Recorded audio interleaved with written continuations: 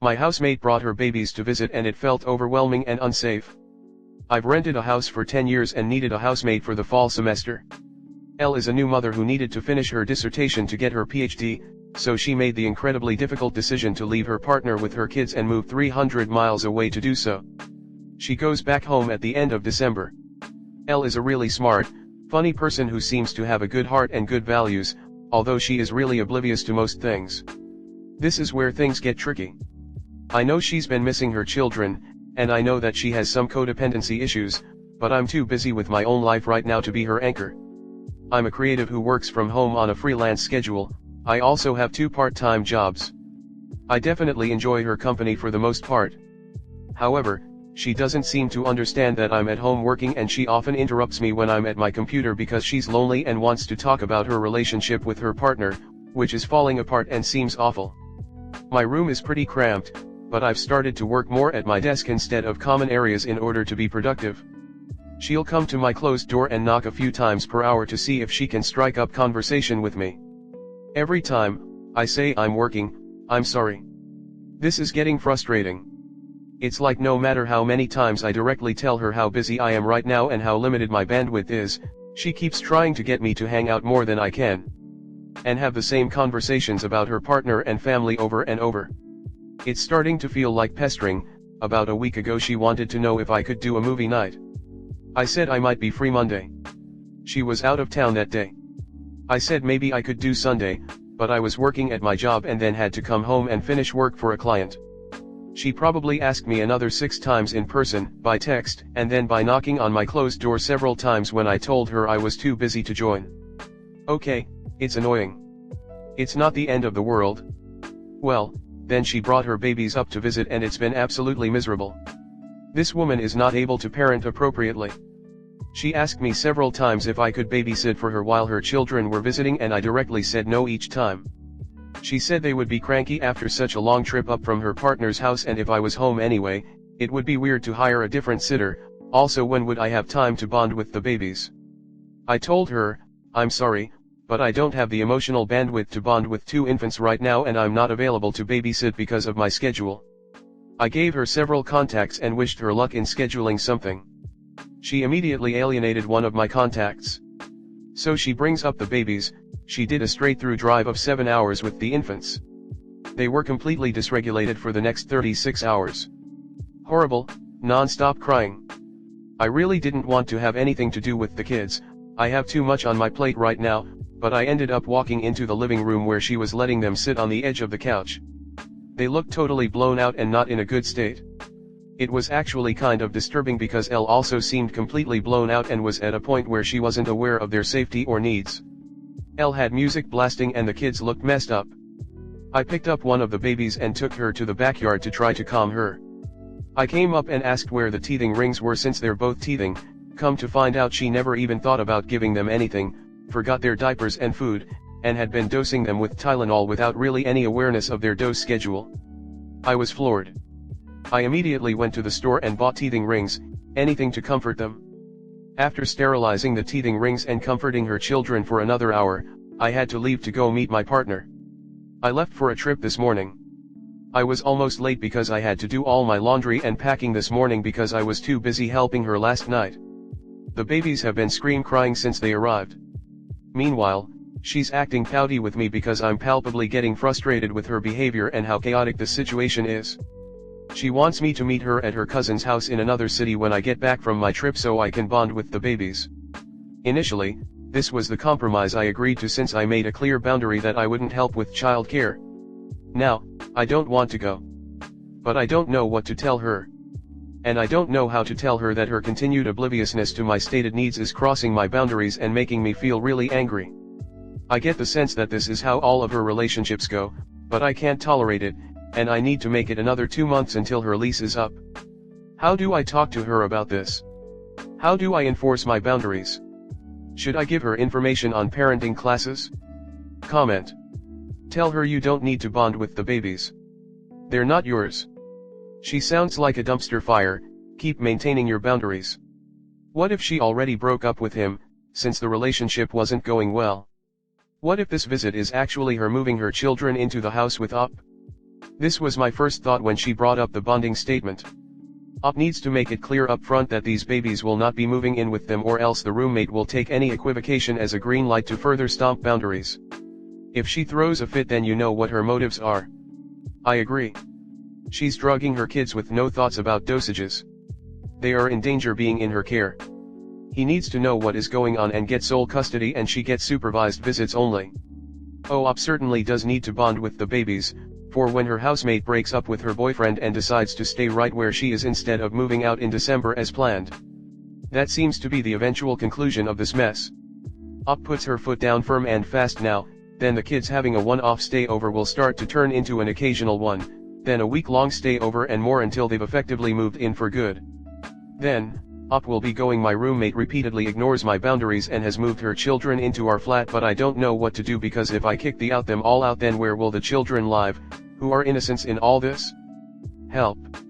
Op's roommate has either grossly misunderstood the nature and extent of their relationship, which could be possible since Op has refused to be clear about things when her boundaries have been crossed, and often ends up helping out regardless, or the roommate is simply a more devious sort who's used to preying on and taking advantage of the time and charity of less dominant individuals. Op, have a sit-down conversation or write an email stating your boundaries. When you are working from home, you are working and not to be disturbed. Put a sign on the door, do not disturb unless you are dying. This means your roommate name. Maybe even lock the door and put in eat plugs or noise-canceling headphones.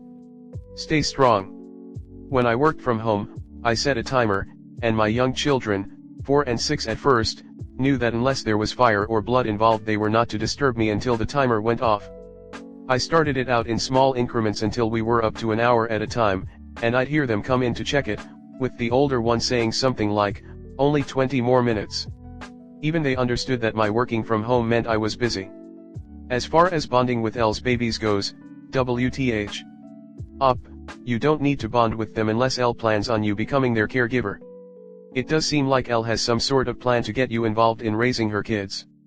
That's a red flag, Imo, and I recommend you tell L that she needs to find another place to live because her lease won't be renewed. You might be right, she might be testing the waters on possibly moving the babies there if the relationship fails. Op, you are going to have to be very clear in your language when you set boundaries, and you're probably going to have to be okay with upsetting her when you do. She does not have the social awareness to understand hints, subtleties, or suggestions, but is very sensitive. It's not your job to manage to her life, and she has already put you in a position to do so several times. She will continue to erode your boundaries if you don't stay strong.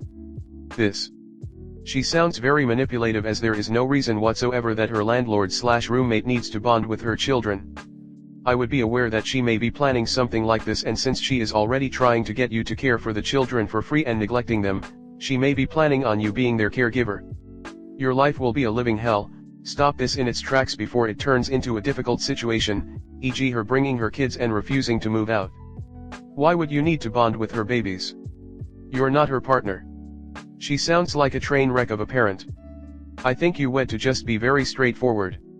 Roommate, I think you're cool and all, but I'm renting you a room. I'm not here to be your therapist or babysitter. When I am WFH, I don't want to be disturbed. We never discussed you bringing the babies here, and it's not working.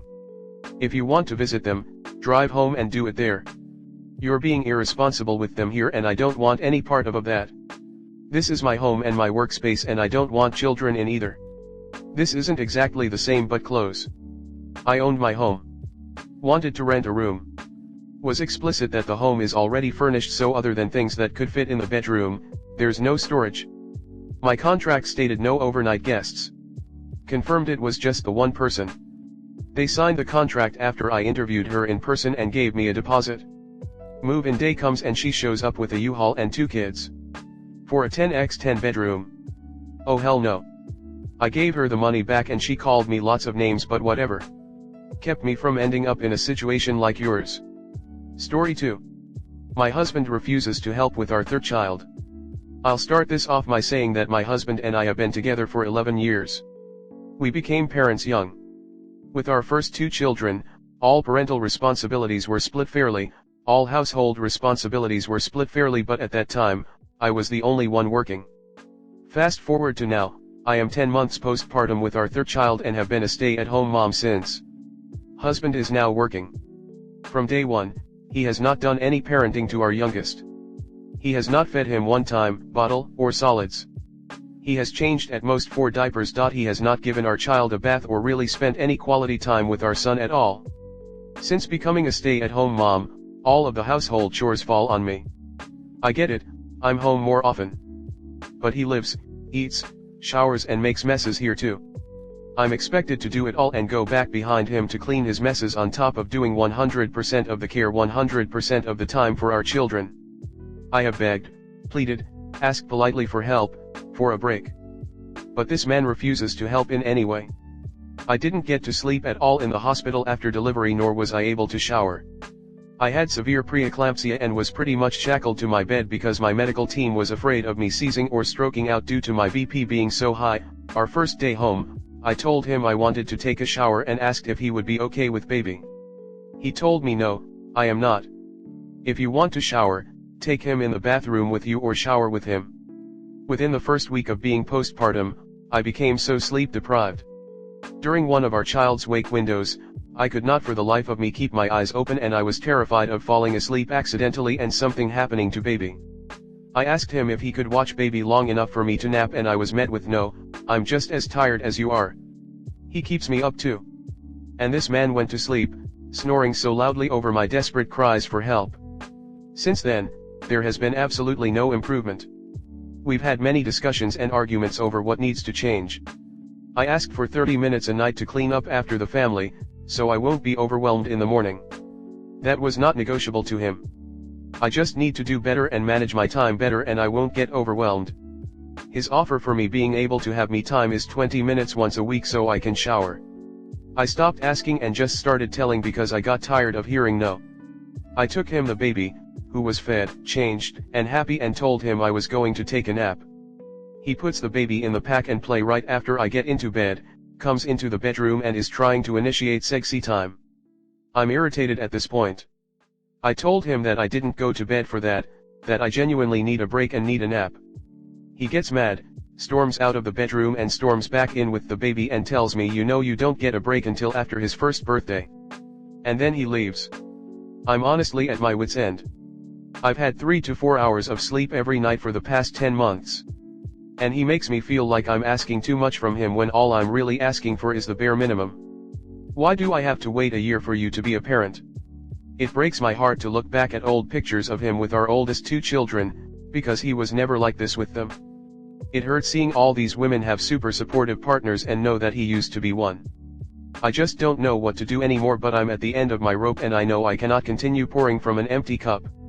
He believes going to work and mowing the yard when he feels like it is doing his part. I just don't understand what changed.